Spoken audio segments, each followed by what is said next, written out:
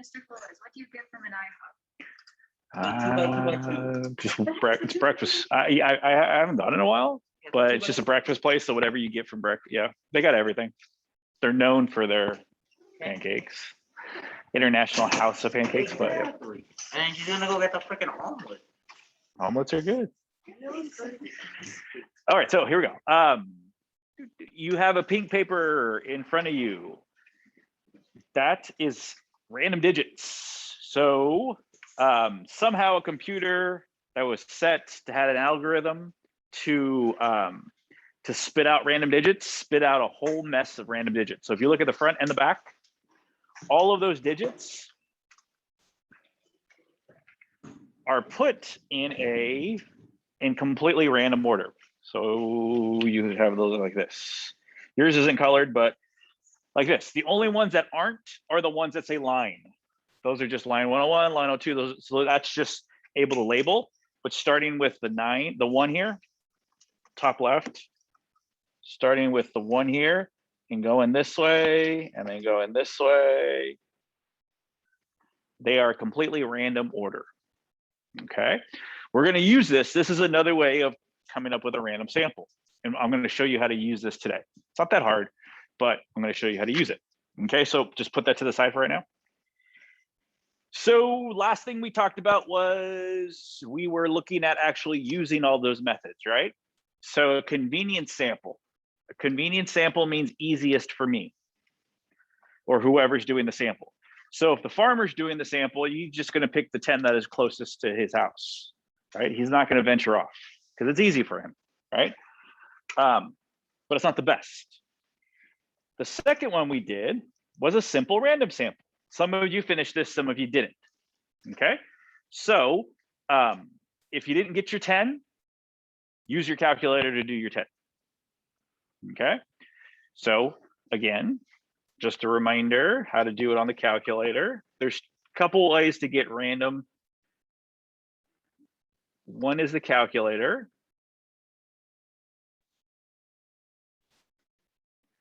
The other is a random digit chart, okay? I'm gonna do it using the calculator if you haven't already. As long as it comes from, like I said, as long as it comes from one sample. Like if you did 5 yesterday and you're like, oh, I'll just do another 5 today, that won't work. It's gotta be all done at the same time, okay? So, let's see here. So one of the newer calculators, like if you have a newer calculator with the newer operating system, oops, wrong one. Go to math, probability, and you're gonna go down to 8, okay? One of our calculators with the older system, you're gonna go to 5, okay? And then you're gonna put the first number is, where do I wanna start? Well, I wanna start with 1 because my first square is 1. Then I go to 100.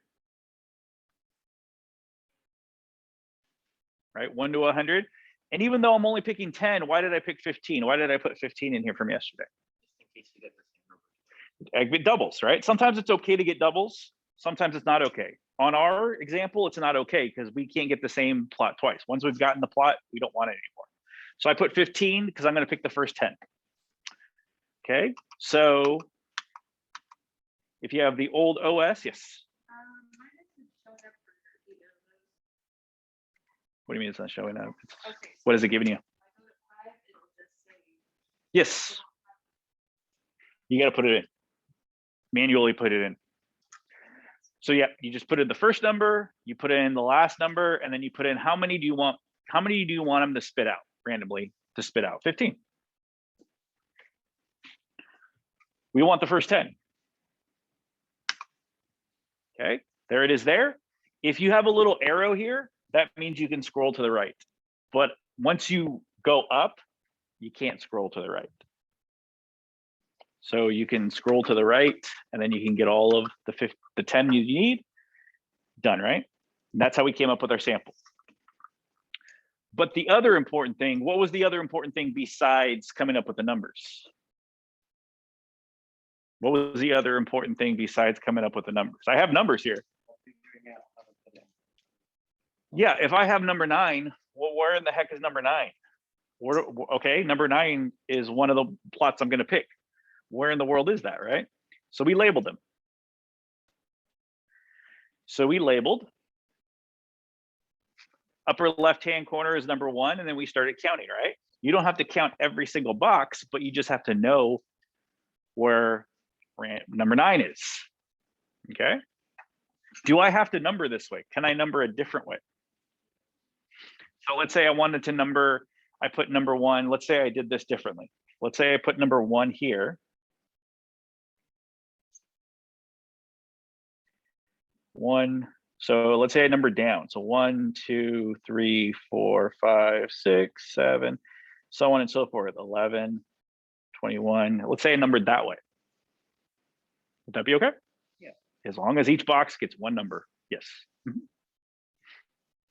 I typed in the numbers and it brought up that. Take go to.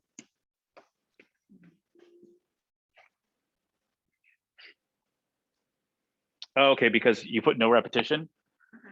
Don't put no repetition. Put this one. Is this the old system? Yes. The old. I don't know why. It's a bug in the system. It's always been that way.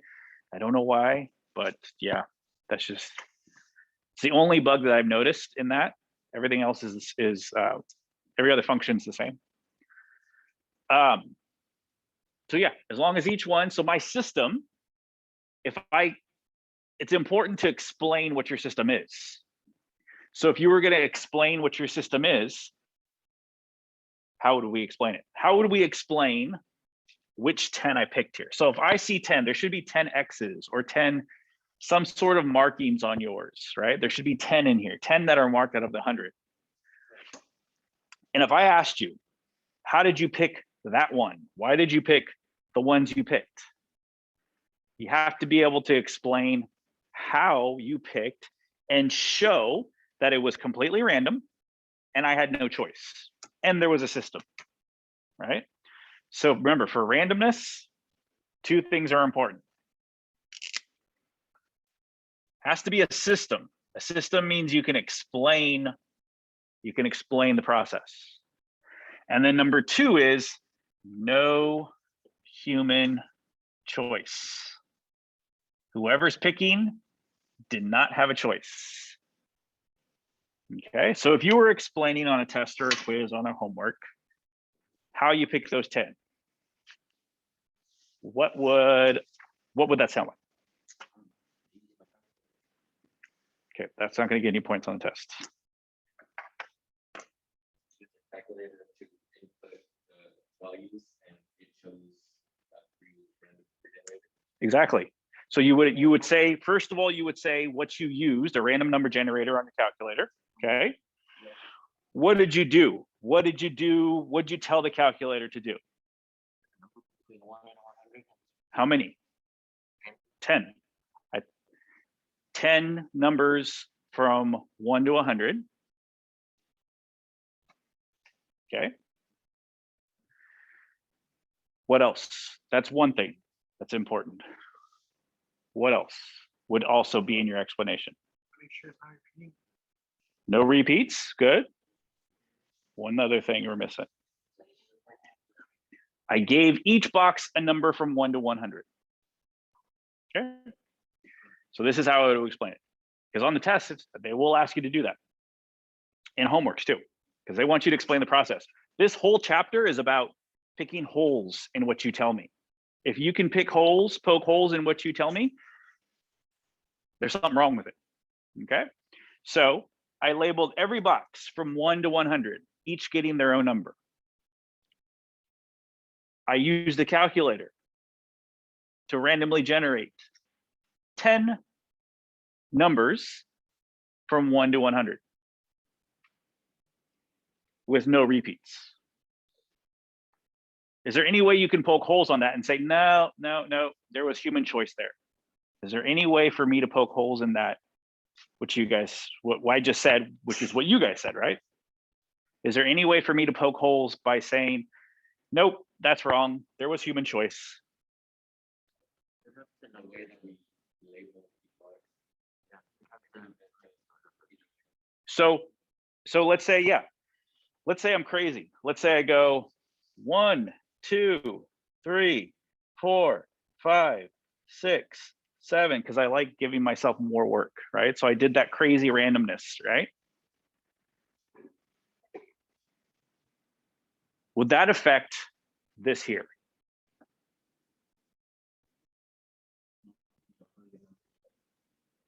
It wouldn't affect it because I don't know what the random number is going to pick, right? Now, if I did the random numbers and then, yeah, if I did the random numbers first and then labeled it, then I could poke holes in that, right?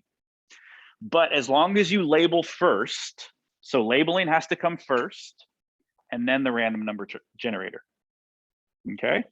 If I did it that way, that system has no human choice. Nowhere you can poke holes in it, right? Even if I'm crazy and I wanted to do it, waste my time by labeling 1, 2, 3, 4, 5, 6, 7, right? That's a complete waste of time because it's not efficient. But as long as I didn't pick my numbers, as long as my calculator didn't give me any numbers until afterwards, no way they can poke holes. Okay. Okay, yeah. So you guys pick your 10. Okay, so I'm going to show you how to use a random number chart to do the exact same thing that we just did. Okay. I'm going to show you how to use the random number chart. Now, when you use the random number chart, they will always tell you which line to start at. Okay, because you're like, which line do I start? Do I start at the top? Do I start at, which one do I start at? They will always tell you where to start. Okay, so whether it's an assignment, homework assignment, test, or quiz, they will always say start at line whatever. Okay. So that's the first thing. The second thing is, so let's say we're going to start at the top. Let's say we're going to start at the top. What's the first number in the first line? That's a good question. What's the first number in the first line here? Is it 19,223? Is it 1,922? Is it 192? Is it 19? Or is it 1? Which one is it? 19, Why 19? 192 is too big for the thingy. 1 is just 1. Exactly. So let me rephrase that. It depends on what you're using it for. Our numbers go from what to what? 1 to 100. So let's say I only go one digit. Let's say I only go one digit and use the 1 first. And then the next one is 9. And then the next one is 2. And then the next one is 3. And the next one is 3. Or sorry, 2 and then 3. What's wrong with that system? It repeats. That's the first one. What's also wrong with it? Only 1 through 9 will get picked, right? Only 1 through 9 will get picked. It doesn't account for 10 to 100 because I'm only going one digit, right? So let's use Aldrin's method. 19. So the first one I choose is 19, right? And then the next one I choose is 22. And then the next one I choose is 39. And then the next one I choose is 50. Let's say I do get a repeat here. Let's say I do get a repeat. What happens then? Skip it. Yeah, just skip it. Okay.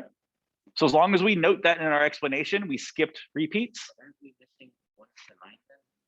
So which numbers are we missing? Yeah. So are we missing numbers? What'd you say? Is it possible to get number 1 if we're doing 2 digits at a time?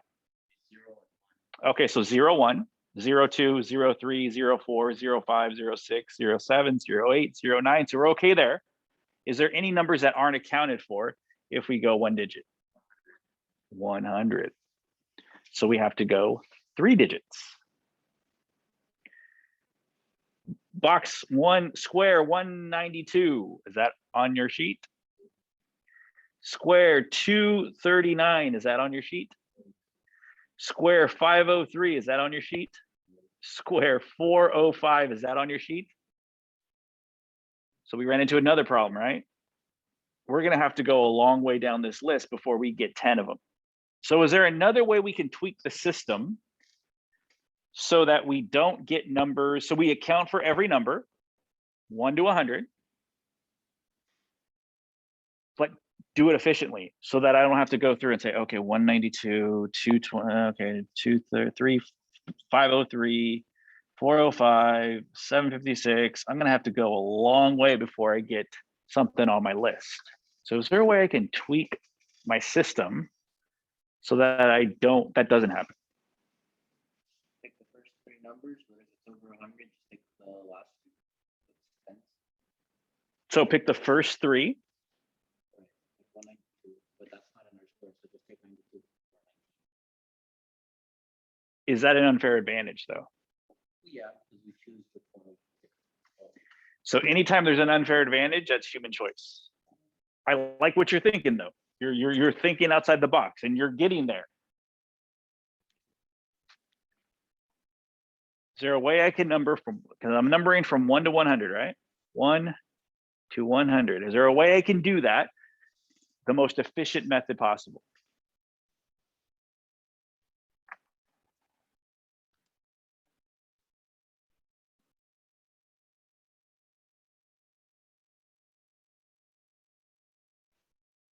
Can't choose one number at a time because a lot of numbers are left out. Can't do two numbers at a time because what number is left out? 100, just 100, right? Just 100. Everything else is okay. So is there a way I can tweak the system to include 100 and go two numbers?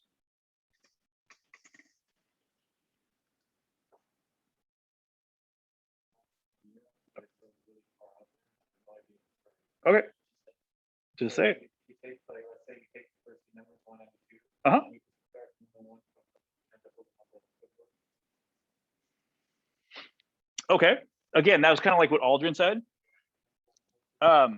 192 and then subtract this, and then it would give an unfair advantage because we're all subtracting the same number here. I want to keep here's the thing. I like where you guys are thinking and you guys are getting there. It's actually simpler than you think. I think you guys are overthinking it a little bit.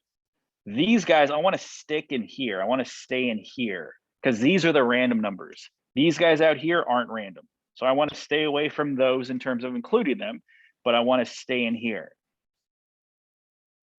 So I got to go from 1 to 100. But the problem is if I go 2 digits, 100 is not accounted for. So is there a way I can go 2 digits and include 100? That's what I was thinking. Yeah. What if I did this? 0, 0 to what?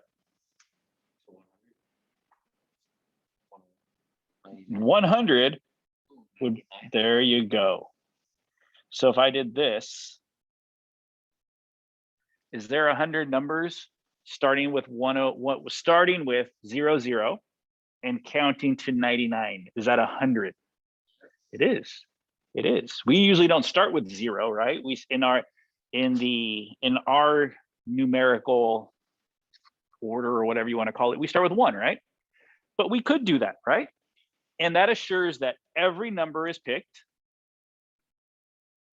So how would I get 100 in that? Then what would 99 be? What would 98 be? 97. What would, so I would go back 1? That's what I was thinking. Let's just make 100 be 0, 0. Let's make 100 be 0, 0. Instead of having to subtract and do math, let's just have 0, 0 be, and everyone else be its own, right? Okay. So using this, we would do this. What would our first number be then? If we were going to use that method, our method is label every box on your sheet, on your paper, every square, 0, 0 to 99. 0, 0 is 100. 0, 1 is 1. 0, 2 is 2, so on and so forth. So what would be the first number that we picked, but the first box that we picked? Would be box 19. What would the next one be? Isn't there still human choice in this? Because we're choosing the system. It's a random system We though. always use the system. Yeah, we have to choose the system, right? We have to. Even by using your calculator, didn't you choose to use your calculator? Right? But within that system, there's randomness. Okay. The next one would be 22. The next one would be 39.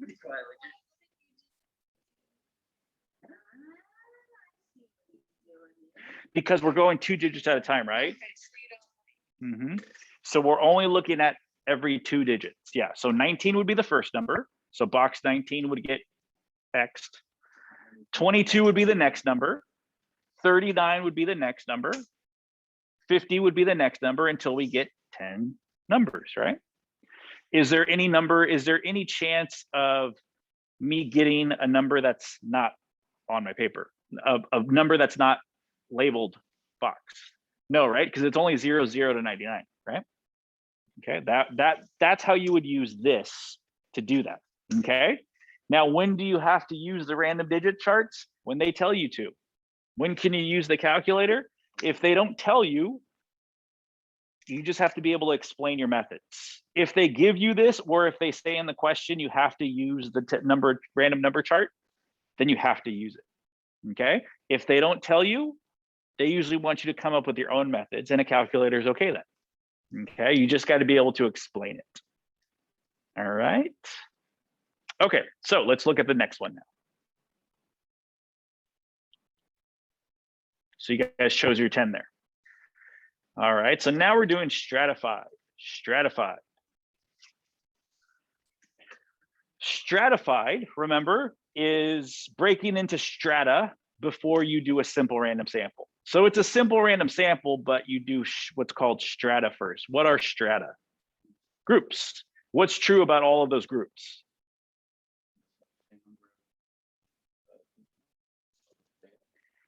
Not necessarily the same number, but they have to be what?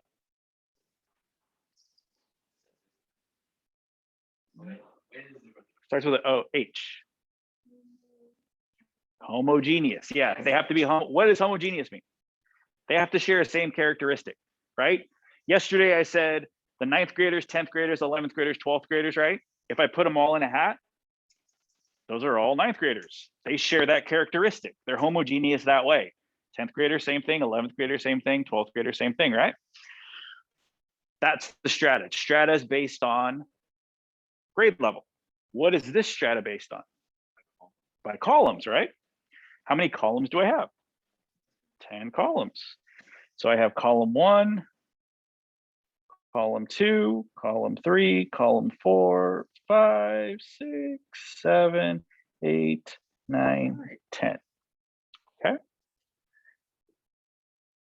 How many do I have in each column? 10, right? Does it always have, do each strata have to have the same number? So does each group have to have the same number? No, because guess what? There aren't the same number of freshmen and sophomores and juniors and seniors on this campus. So it doesn't have to have the same. You just have to break them up, stratify them. We would say stratified by column. Okay, stratified by column. Now, how do we choose our 10? What did it say to choose? Use your calculator or random number table. So now they're giving you an option. Randomly choose one plot from each vertical strata and mark these plots on the grid. So let's go to our calculators. How would I do this? How would I pick one? I got to pick 10, right?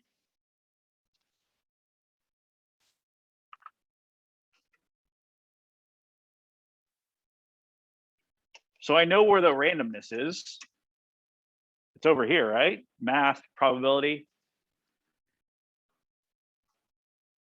But what do I put in the calculator? Do I put 110 again? No, that's not what I want. What do I want this time? 110. I only want to go to 10, right? Because each strata has 10. So the first one, I'm going to go from 1 to 10. How many do I want it to choose? 1, only 1. I'm only doing each strata by itself. So put it like that, 1, 10, 1. Means it's going to give you a random number from 1 to 10. It's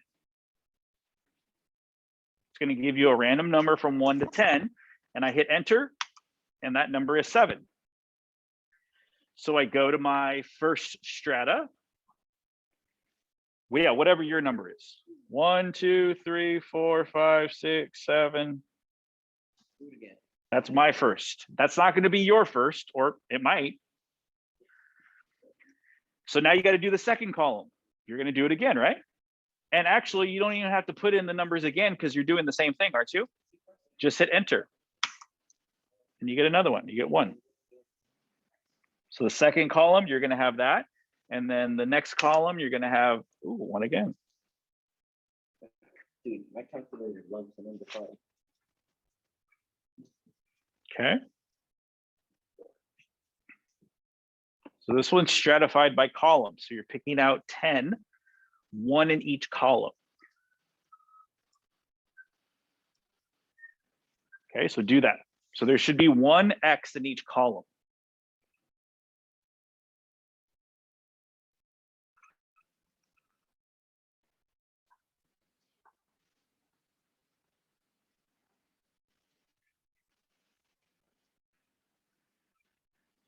So if I'm using my if I'm using my calculator, what's the difference between method 2 and method 3? Didn't I just use my calculator to do this, didn't I? And didn't I use the random number generator in my calculator to do it. So what's the difference between method 2 and method 3? Exactly, right? In this one, you're guaranteed to have only 1 in each column. There can't be 2 in each column. There can't be 3. There can't be 0. There has to be a representative from every column, right? In the first one, in method 2, it's a free-for-all.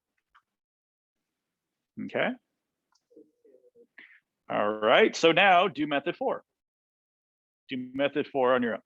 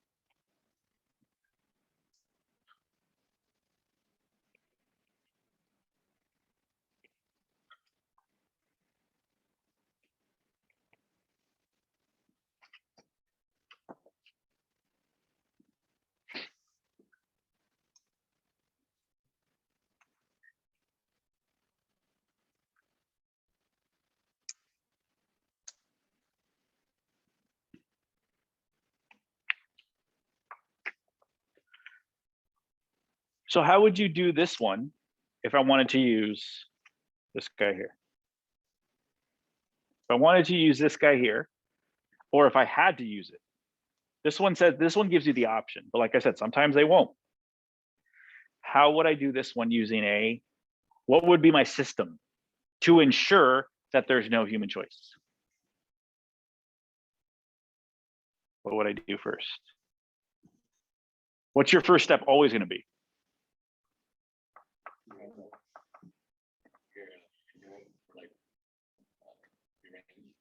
Even before that. So to ensure no human choice. Label it, give each one a number. So this one you're stratifying by row, right? So label each row 1 to 10. Okay. And then after that, what would be my interval, Josh? You were saying interval. What would be my interval here? If I'm doing by row, what would be my interval? 1 to 10, I put 0 to 9. Yeah, I would do the same thing, because if I go 1 to 10, there's going to be a lot of numbers bigger than 10 that aren't in my row. I'm going to get a lot of, like the first one is 19, the second one is 22. Those are in my row. So like Josh said, I would do the same thing. Instead of that, I would make 0 to 9 and I would make 0, 10. So the first one is 1, then 9, then 2, then 2, then 3. So the first 10 numbers would give you your numbers, right? So explaining that process, bullet points or whatever you do, you don't need to make a paragraph, just bullet points explaining that. So when someone reads it, they're like, oh, okay, their system was clear. There was no human choice involved. Okay, good. All right, so multi-stage now. Method 5, multi-stage. Okay, so multi-stage is the one I explained about Taco Bell, McDonald's, right? They start with a big group. They start with all 50 states in one hat. Then they choose 5 states. McDonald's pizza, yeah. And then from those 5 states, they choose all the counties. They put all the counties, and then they choose 5 counties. And then from those counties, they put the biggest cities. And then they choose the biggest cities, 5 of the biggest cities. And that's it. Those are the ones that get the pizza, McDonald's pizza, or the Dorito shell taco, whatever, right? So what are we doing here? What are we doing every time? Funnel. It's like a funnel, right? You start huge. Every state in the United States, 50 states, a lot of Taco Bells. And then you get smaller. Okay, I got my 5 states. Now the counties in those 5 states. There's a lot of them, but still you're talking about a lot less people. Then you whittle down, whittle down, whittle down. Okay, so this one, there's different ways to do multi-stage. This one is, think of a field grouped as 10 sections. So you see they got 10 sections? Use your calculator or random number chart, random number table, random digits. Randomly choose 5 sections. That's the first thing we do. First thing we got to do is randomly choose 5 sections. So before I go to my calculator, what do I have to do? Yeah, exactly. If they're not numbered, number them. Well, luckily they are already numbered, so we're good. Okay. So how do I go to my calculator to do that? To randomly choose 5 sections. There you go. Random interval. If we're using random interval, go more than 5, just in case there's doubles, because we can't have doubles in this one, right? So 1, 10, 1, 10, I would go probably 10. Give me 10 different numbers between 1 and 10 and choose the first 5. So the first 5, there's no repeats. On mine, there's no repeats. 1, 7, 8, 9, and 4. So write those down. Whichever ones you got, write those down. So for example, for me, I would say 1, 7, 8, 9, and 4. Those are mine. Okay. Whatever yours are, make sure they're written down so you don't forget them. If you use section 3, 4, 5, 6, or 7, you're going to follow these directions. Choose one plot from each row. Okay, so I have 4 and 7. I have 4 and 7. So for number 4, I'm going to choose one plot from each row. So how would I choose one plot from each row of number 7? So I got to choose one here, one from this row, and one from this row. For 3, 4, 5, 6, and 7, that's what I have to do. So how would I randomly choose which one I have in this row and this row? There you go. 1 through 5, choose one in your calculator. 1 through 5, choose one in your calculator. So if you have 3, 4, 5, 6, or 7, do that.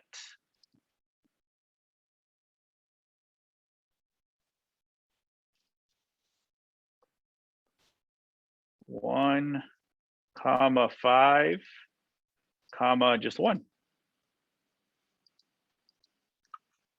So I'm going to choose 4.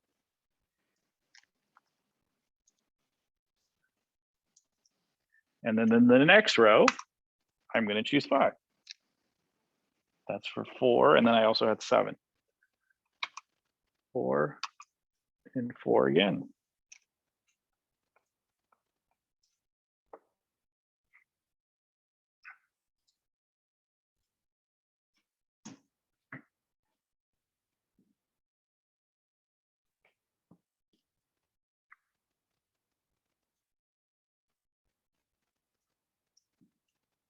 So if you had plots, if you chose at the beginning, if you chose sections 1, 2, 8, or 9, I have 1, 8, and 9.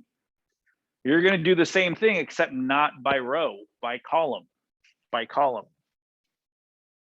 Wait, choose 2 rows at random and then choose 1 plot from each row. Still doing rows, yeah. So I got to figure out which row I'm in. So 1, 5, 1. Which row am I in? Or actually 2, because I need 2 rows, right? So 1, comma 5, comma 2 to figure out which row you're in. And then from there, what do? I got to make a choice.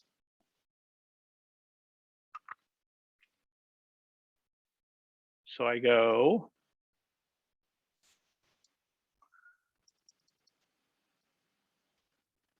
1, comma 5, comma 2.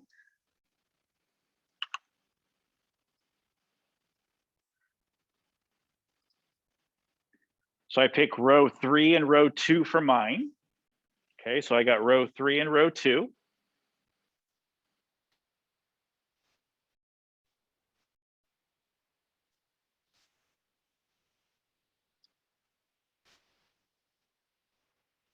So I pick, so my number one's, so 1, so 2 and 3, I pick 2 and 3, and then I got to pick one from there.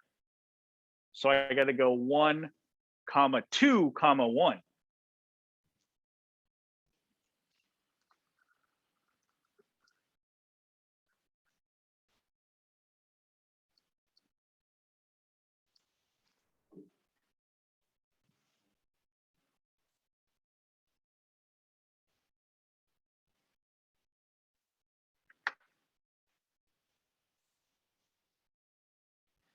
So I pick the first one.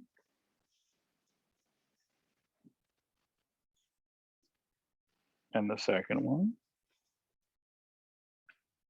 Okay. So you're going to do that for if you have 1, 2, 8, or 9. 1, 2, 8, or 9.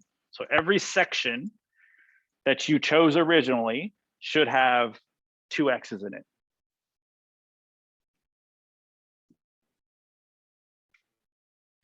Okay.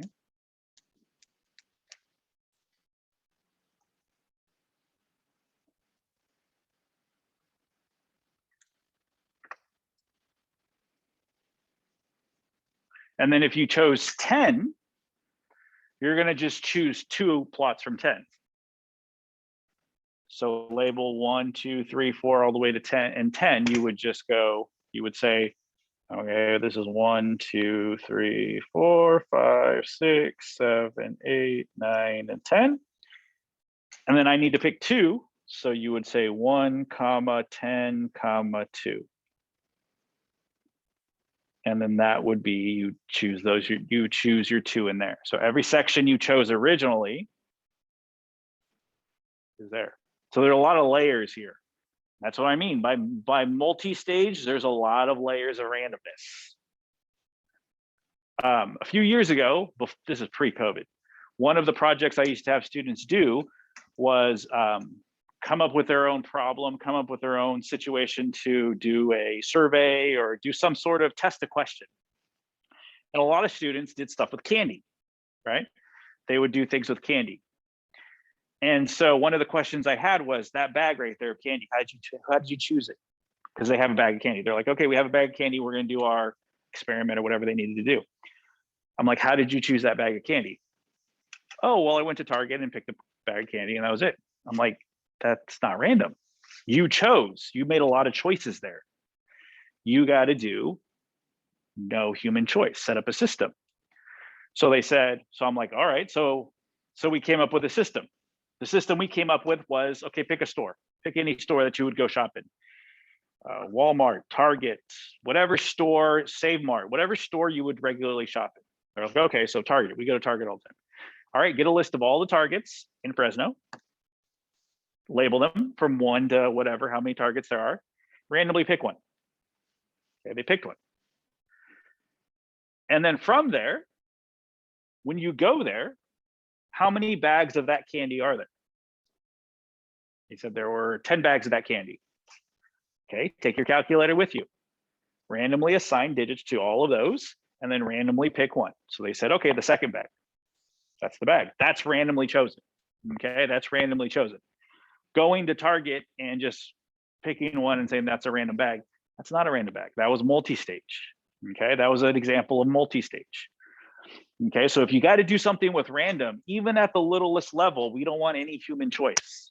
Okay, even though they said Target, right? They didn't go to Walmart, they didn't go to Save Mart, they didn't go to any other stores, CVS, Walgreens, they didn't go to any of those stores, right? They made the choice to go to Target. But that bag, there was a lot of randomness to get to that bag. Okay. Okay, so the next one is cluster. Cluster. Okay, so think of the field as grouped as 10 sections shown in the picture below. Use your calculator to random number table, randomly choose one section. Okay, randomly choose one section. All the sections are numbered. So randomly choose one section using your calculator.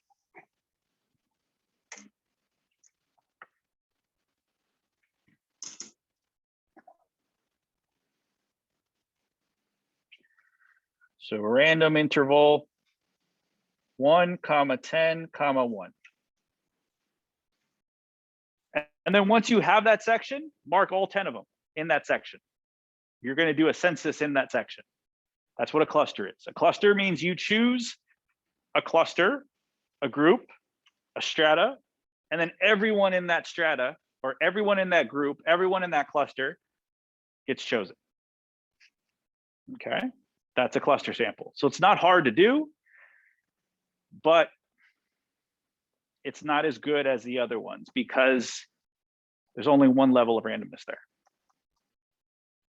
Okay.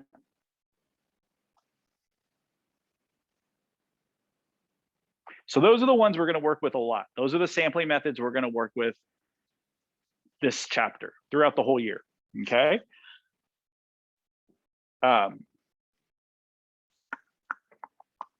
Let's see here. All right. Okay, so let's go back. We skipped this page here.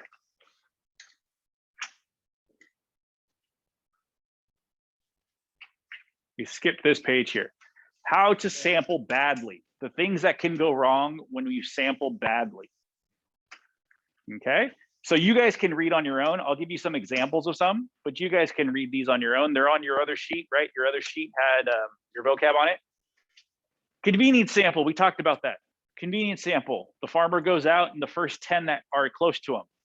That's the easiest, okay? Bias, any bias that systematically favors. If there's human choice at all, there's a bias, okay? Bias means systematically, whether it's consciously or unconsciously, favoring one outcome over the other, okay? Voluntary response. Voluntary response consists of people who choose themselves by responding to a general appeal. People who call in to radio shows, people who call in with an opinion. How many people have ever bought anything from Amazon? Almost everybody, right? How many people out of you guys, how many people have left a opinion or left a review? Two out of everyone, right? It's not very many, right? Exactly. There's a reason behind it, right? And if you read, what's true if you read all the reviews? If you read the reviews of Amazon, what's true of them? Have you ever read the reviews? What's true if you read the reviews of Amazon? People use their personal experience. And what's true about those? Yeah. So if you read it, which stars, because it goes 5 stars to 1 star, right? Which stars do you think have the most people responding to them? 5 stars, and which other one? 1 star. How can the same item be 5 stars for one person and 1 star for another person? Right? That's where most of them are, though. There's very rarely do you have a 4 star, a 3 star, or a 2 star. It's always people, the people who go and actually take time to review stuff, either do it because they really loved it. They loved it and they want everyone else to use it. Or they hated it because it was bad customer service or bad whatever. And they don't want anyone else to use it, right? So that's voluntary response. That's why there's some bias in there, because it's always people with the stronger opinions who are likely to respond. The squeaky wheel gets the grease. Have you guys ever heard that before? The squeaky wheel gets the grease. It means the loudest people are generally the ones who are heard, as opposed to the majority. Okay. Voluntary response. That's one. So if I'm volunteering, I'll take your survey. You know, it's not random, right? There's a problem with that. Probably because I have an opinion, high opinion on it. Okay. Undercoverage. Undercoverage occurs when some group in the population is left out, consciously or unconsciously. They're left out. Okay. So if a group's left out, it's undercoverage. Non-response occurs when an individual chosen in the sample can't be contacted or refuses to participate. So let's say I pick somebody in my sample and they won't get back to me. Do I just drop them and pick someone else? No, I got to find that person, or else I got to start over from scratch. Okay.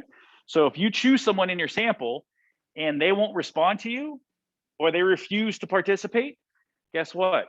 You either got to hunt them down, or you have to start over from scratch. All the work that you have up to this point, chuck it. You got to start over from scratch and pick a new group. Okay. So non-response is huge. Okay. I have to go get responses from these 10 people. 9 of them I've already got. Just this one person, and I can't contact them. They refuse. Well, if you're going to do it, you got to start from scratch, or you got to find out a way to contact that one person. Okay.